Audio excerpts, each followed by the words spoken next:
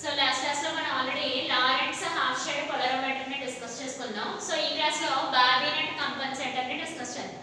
So బాబినెట్ compensator కూడా మనకి optical device, polarisation ని అబ్జర్వ్ చేయడానికి యూస్ చేసిన ఆప్టికల్ డివైస్. బట్ కానీ ఏంటంటే మిగతా వాటితో కంపేర్ చేసుకుంటే ఇది ఎందుకు యూస్ఫుల్ అనేది ఈ పారాలో మనకు తెలుస్తుంది. మిగతా వాటితో కంపేర్ చేస్తే ఇది మనం ఎందుకు యూస్ చేసుకుంటాం అనేది పారా ఒకసారి అబ్జర్వ్ చేసుకుంటే తెలుస్తుంది. దీన్ని బేస్ చేసుకొని దాని కన్స్ట్రక్షన్ వర్కింగ్ గురించి చెప్పుకుందాం. Okay, first of all we know that for a given wavelength a quarter wave plate అంటే half wave plate produces a fixed path difference. ఇక్కడ మనం బాగా అబ్జర్వ్ చేయాల్సిన point fixed path difference. Okay, fixed path difference ని production ఇస్తాయి ఎవరెవరు? Quarter wave plate, next half wave plate. So quarter wave plate అయితే path difference λ/4 ని provide చేస్తుంది సిన్స్ క్వార్టర్ కాబట్టి. అలా కాకుండా హాఫ్ ప్లేట్ అయితే ఫిక్స్డ్ పాత్ డిఫరెన్స్ λ/2 ని ప్రొవైడ్ చేస్తుంది respectively between ordinary and extraordinary rays. Ordinary rays కి ఎక్స్ట్రాఆర్డినరీ రేస్ కి మధ్య మనకి పాత్ డిఫరెన్స్ ని క్రియేట్ చేస్తాయి. జనరల్లీ ఏ ప్లేట్స్ అవి? Quarter plates, quarter wave plates, half wave plates. Quarter wave plates అయితే λ/4 పాత్ డిఫరెన్స్, అదే హాఫ్ వేవ్ ప్లేట్స్ అయితే λ/2 path difference between ordinaries and extraordinary rays. ఆ రకంగా మనం ఇక్కడ మాట్లాడుకోవాలి. Next, it is useful for light of a particular wavelength and different plates are to be used for different wavelengths. ఇది మనకి useful అవుతుంది కానీ పర్టికులర్ వేవ్ లెంత్స్ కి మాత్రమే యూస్ఫుల్ అవుతుంది. పర్టికులర్ వేవ్ లెంత్స్ కోసం క్వార్టర్ అయితే λ/4 అని, అదే హాఫ్ అయితే λ/2 అని, కంప్లీట్ అయితే λ అని, అదే థర్డ్ వన్ ప్లేట్ అని ఉంటుంది అది λ/3 అని. ఆ రకంగా మనం తీసుకోవాలి. అంటే ఆ పర్టికులర్ వేవ్ లెంత్స్ కి పర్టికులర్ డిఫరెంట్ వేవ్ లెంత్స్ ఉన్న ప్లేట్స్ ని యూస్ చేసుకుంటాం. అలా కాకుండా బాబినెట్ కంపెన్సేటర్ ఎందుకంటే it is an optical device which produces desirable path difference. మనకి కావాల్సిన పాత్ డిఫరెన్స్ ని ప్రొవైడ్ చేస్తుంది. λ/6 λ/8 ఎలా అయినా సరే పాత్ డిఫరెన్స్ ని క్రియేట్ చేస్తుంది between ordinary rays and extraordinary rays. మనకి ఫిక్స్డ్ పాత్ డిఫరెన్స్ కాకుండా డిజైరబుల్ పాత్ డిఫరెన్స్ ని ప్రొవైడ్ చేస్తుంది. ఎవరైనా బాబినెట్ కంపెన్సేటర్.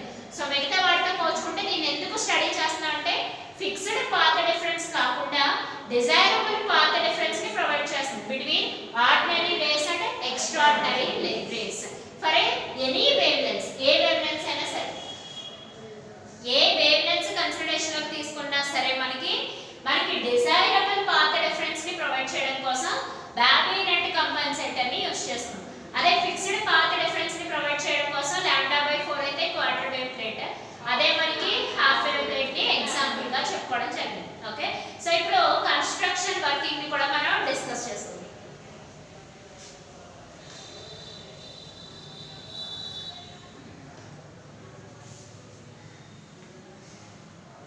సో బాబినెట్ కంపెన్సేటర్ కన్స్ట్రక్షన్ ని ఒకసారి డిస్కస్ చేసుకుందాం. So it consist of A 2 wedge shaped quartz crystals. 2 wedge shaped quartz crystals ని ఈ రకంగా తీసుకుందాం. Wedge shaped. Okay,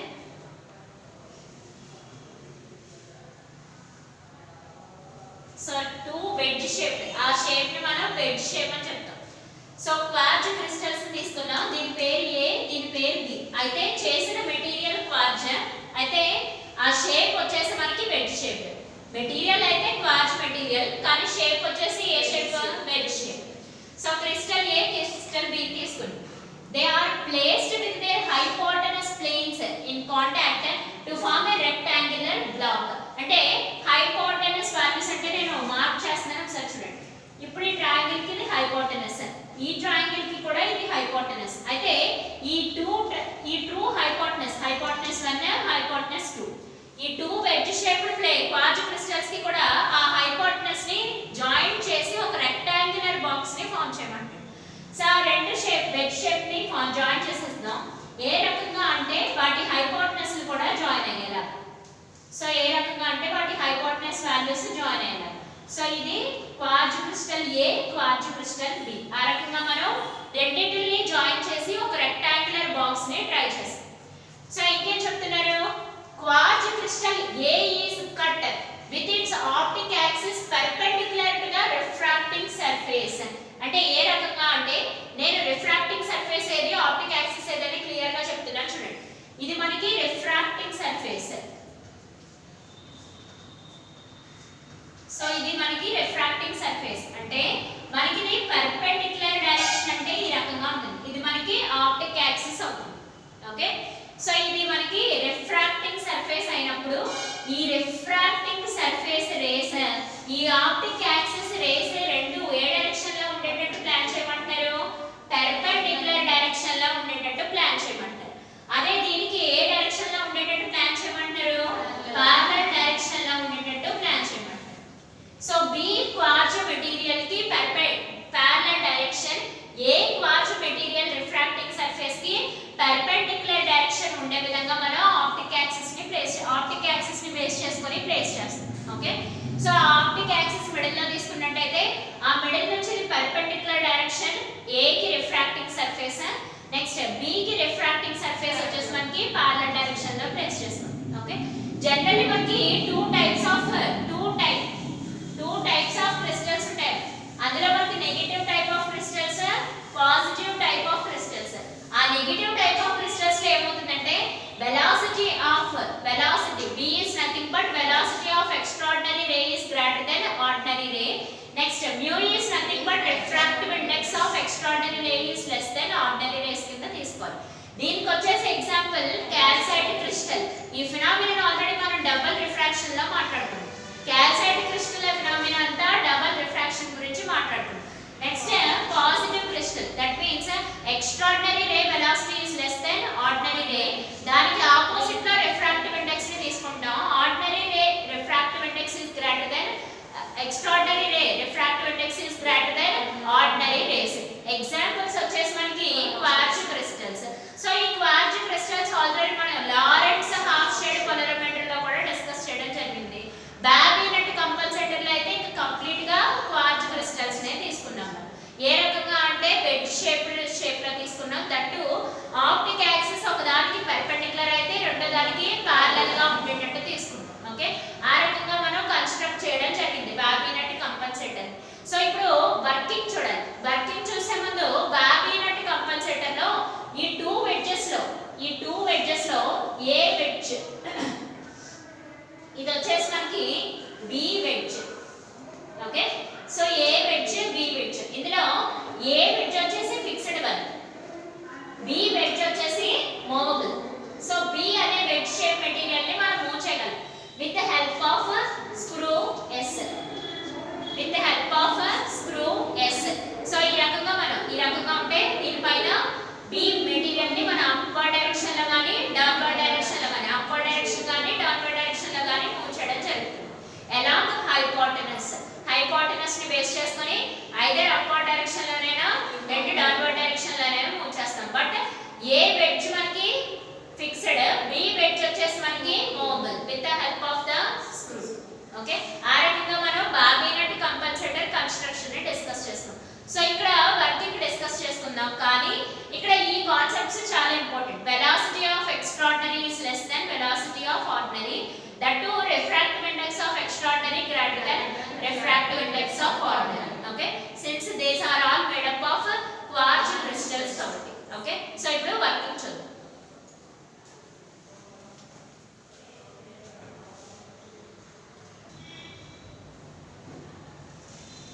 so working ఒకసారి అబ్జర్వ్ చేసినట్టయితే when a plane polarized light falls normally on the crystal A, it breaks up into ordinary ray component and extraordinary ray component. So polariser నుంచి బయటకు వచ్చిన plane polarised light.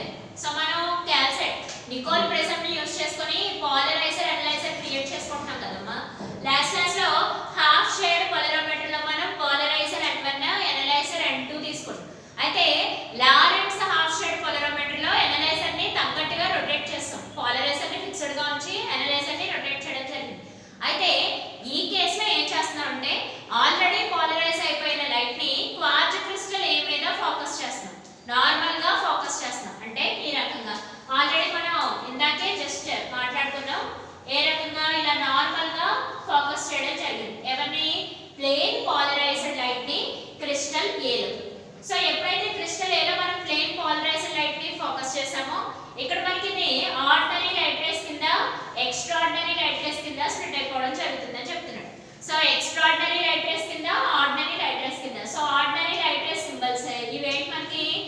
Extraordinary light race కింద split అవుతుంది అని చెప్తున్నారు. So ఎప్పుడైతే ordinary light race కింద extraordinary light race కింద స్ప్లిట్ అవుతుందో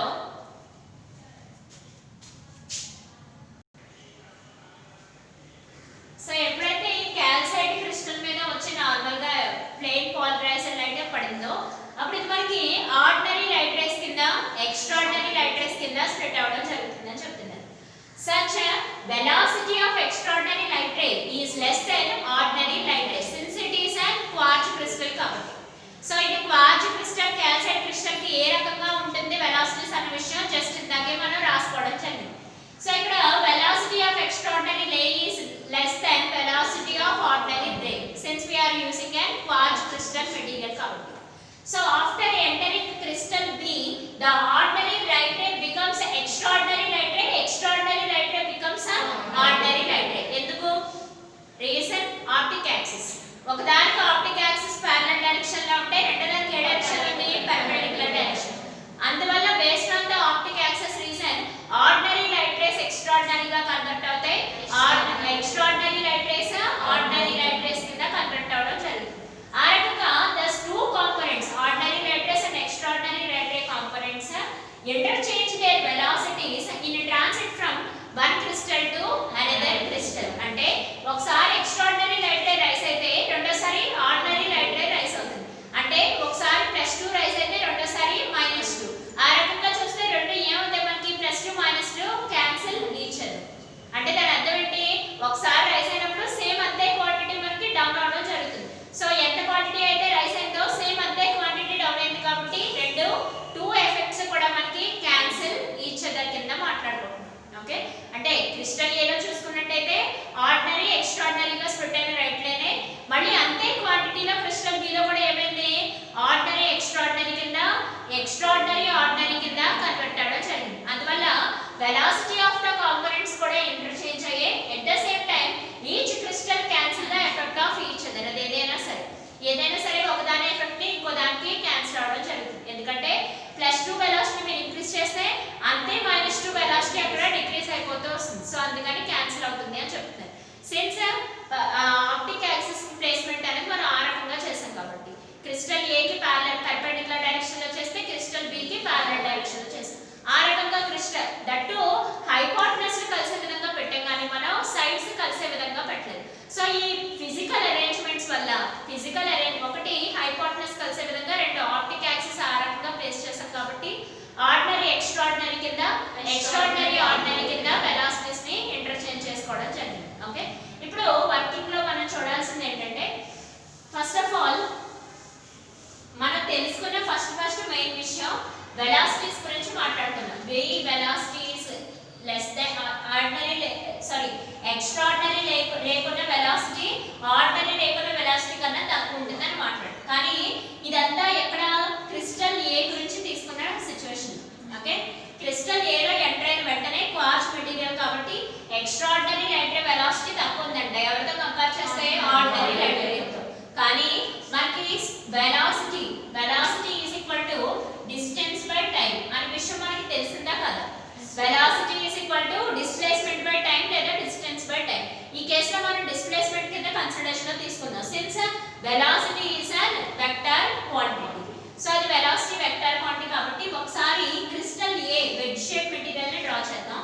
ఇది మనకి d1 అన్న డిస్టెన్స్ ట్రావెల్ అయిందని అంటుంది. d1 అన్న డిస్టెన్స్ ఎవరల్లో ప్లేన్ పోలరైజ్డ్ లైట్. సో ఈ ప్లేన్ పోలరైజ్డ్ లైట్ d1 అన్న డిస్ప్లేస్మెంట్ లేదా డిస్టెన్స్ ట్రావెల్ అయిందని అనుకుంటే దానికి ఆర్డినరీ లైట్ రేకి వచ్చే time period t0, extraordinary light రేకి వచ్చే టైం పీరియడ్ ఏమవుతుంది మనకి t. Since these are time periods so ఏ టైం పీరియడ్ అయినా మనకి డిస్టెన్స్ వాల్యూస్ ఏమవుతాయి మనకి సేమ్. ఏ టైం పీరియడ్స్ అయినా మనకి డిస్టెన్స్ వాల్యూస్ ఏ రకంగా తీసుకుంటాం మనం సేమ్ కింద కన్సిడరేషన్ లో తీసుకుంటాం. సిన్స్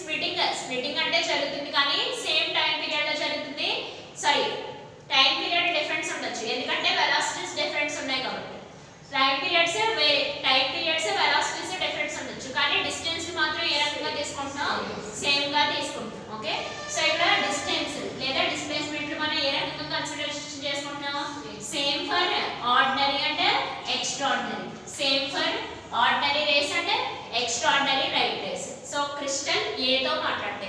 ఆ రకంగా చూసుకుంటే మనం ఇక్కడ తెలిసిన విషయమే time t is equal to d1/ve అని రాసుకోవచ్చా రాసుకోకూడదు. Time t is equal to d1/ve అని రాసుకోవచ్చు. డిస్టెన్స్ సేమ్ అన్న విషయం కూడా అక్కడ రాసుకుందాం. Next time TO is equal to d1/v ordinary అని కూడా రాసుకోవచ్చు. అవునా కదా? సో ఇక్కడ నేను ఏం రాసానంటే velocity is equal to displacement by time, కానీ time is equal to displacement by velocity ఈ రకంగా రాసుకోవచ్చు కదా. సో ఈ రకంగా నేను మార్క్ చేశాను అంతే. అంటే time period of extraordinary light race, time period of ordinary light race. Okay, ఒక విషయం ఇక్కడ ఏమేంటి సేమ్ ఏమేంటి డిఫరెంట్ అనేది ఒకసారి క్లియర్ గా రాసేద్దాం చూసుకుంటాం. Velocity of ordinary rays, velocity of extraordinary rays different. Next time period of ordinary rays, time period of extraordinary rays కూడా different. ఇటొచ్చి ఆ డిస్ప్లేస్మెంట్ మట్టికి మాత్రమే, డిస్ప్లేస్మెంట్ d1 మట్టికి మాత్రమే సేమ్ కింద తీసుకుంటాం. Displacement d1 is same for ordinary and extraordinary, ordinary light race and extraordinary light race.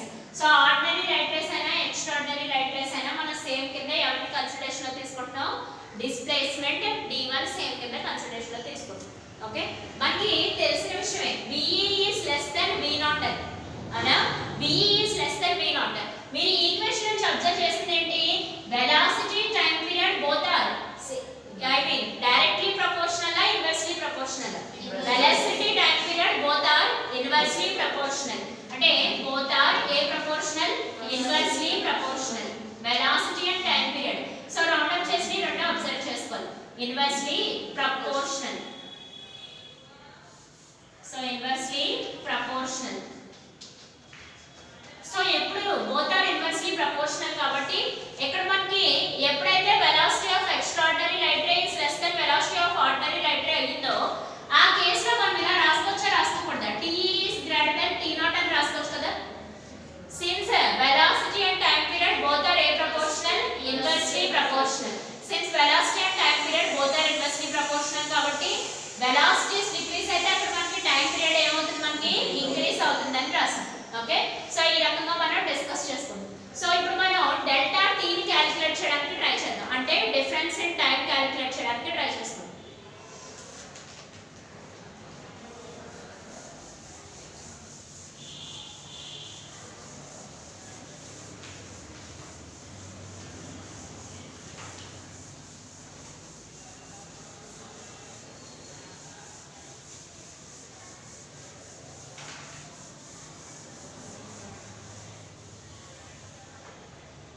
So ఇక్కడ మనం డెల్టా టీ ని క్యాలిక్యులేట్ చేద్దాం.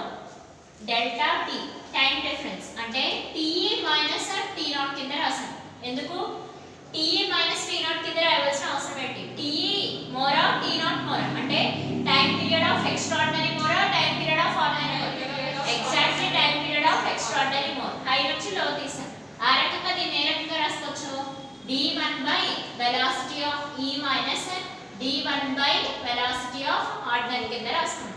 ఓకే, సో ఇక్కడ మనం అబ్జర్వ్ చేసినట్టయితే d1 కామన్ గా రాసుకోవచ్చు. d1/1/ve మైనస్ 1/v0 కింద రాసుకున్నాం. సో ఇది మనకి డిఫరెన్స్ ఇన్ టైం పీరియడ్ కింద తీసుకుంటాం.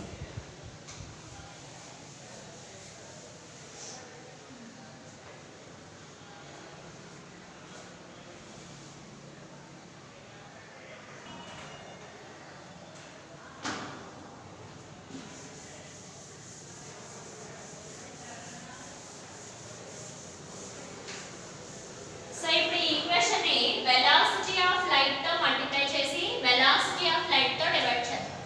So c is nothing but velocity of light. c is nothing but velocity of light, that will be equal to 3 into 10 to the power of 8 meters per second. So ఇప్పుడు ఈ particular equation అంటే difference in time period ని time difference. So time difference, so ఈ time difference equation ని మనం velocity of light తో multiply చేసి velocity of light తో డివైడ్ చేద్దాం. అంటే delta T is equal to d1/c into c/ve minus c/v0 direct గా రాస్తాం. అంటే వెలాసిటీ ఆఫ్ లైట్ తో మల్టిప్లై చేసి డివైడ్ ఓకే సో మల్టిప్లై చేస్తే ఎలాగో దీన్ని కాంపోనెంట్స్ కింద రాసుకుంటాం కదా c/ve minus c/v0 c d1/c so ఇది డివిజన్ పార్ట్ ఇది వచ్చేసి మనకి మల్టిప్లికేషన్ పార్ట్ ఓకే కానీ మనకి తెలిసిన విషయమే refractive index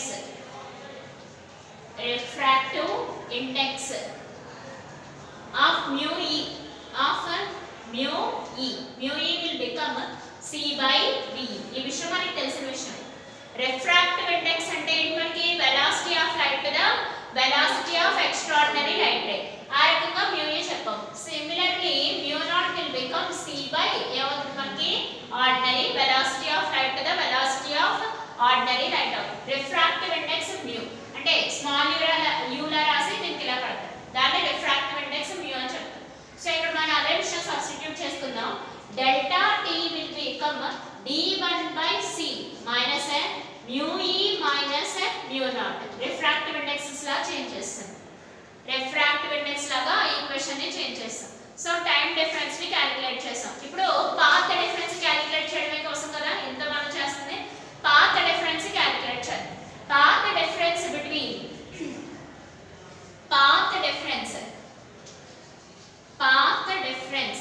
path difference delta 1 కింద క్యాలిక్యులేట్ చేయండి path difference delta 1 is introduced between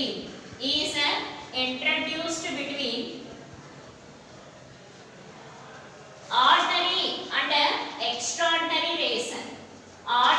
and extraordinary rays in crystal A మనలంతా మాట్లాడుతుంటే క్రిస్టల్ A గురించి అను తర్వాత B క్యాలిక్యులేట్ చేద్దాం so path difference delta 1 calculate చేద్దాం డెల్టా 1 ఆర్డినరీ రే కి ఎక్స్ట్రార్డినరీ రే కి మధ్య పాత్ డిఫరెన్స్ ని క్యాలిక్యులేట్ చేసుకుందాం desirable path difference fixed path difference కాదు so delta 1 will become c into delta t formula c into delta t so ఆ రకంగా మనం తీసుకున్నట్లయితే path difference delta 1 will become c into d1/c into mu e minus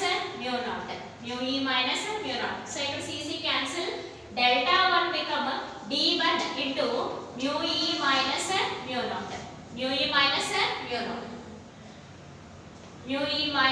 mu0 okay so అదంతా మనకి crystal A గురించి మాట్లాడుతున్నప్పుడు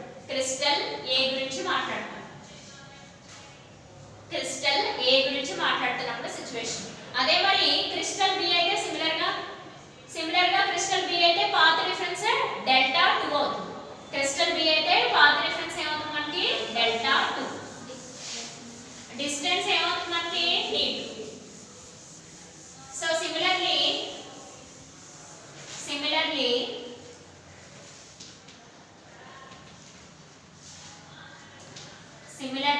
crystal B ని consideration లో తీసుకుంటే path difference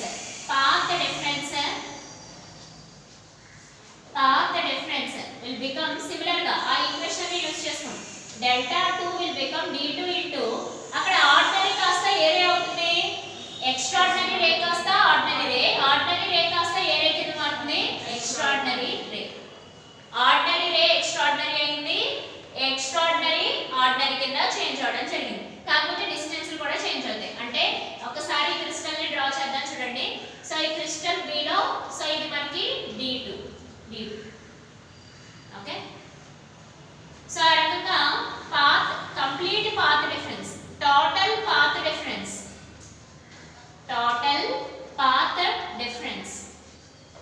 so total path difference delta is equal to delta 1 plus delta 2 so delta 1 already మనకి తెలిసిన విషయమే d1 into mu e minus mu0 okay next plus d2 into mu0 minus mu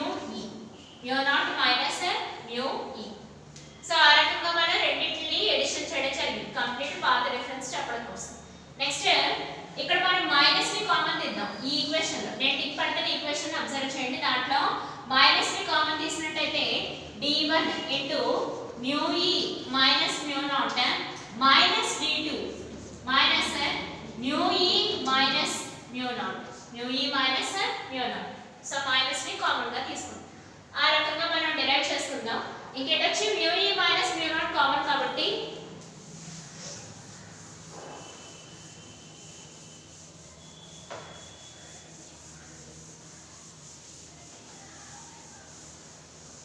so ఇక్కడ ఇంకా path difference, total path difference delta is equal to d1 minus d2 into mu e minus mu not కింద రాసుకోవడం జరిగింది.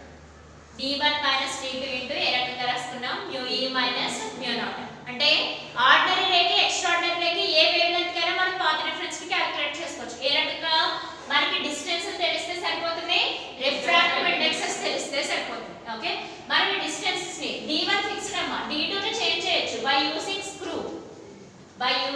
Screw. Okay, ఎందుకంటే wedge shape material లో A fixed v1 movable కాబట్టి. Okay, ఆ రకంగా మనం పాత్ డిఫరెన్స్ ని డిజైరబుల్ వేవ్ లెంగ్త్స్ లో మనం చేంజ్ చేసుకోవచ్చు. ఓకే, ఏ ప్లేట్స్ యూస్ చేయకుండా just wedge shape plates use చేసుకోండి.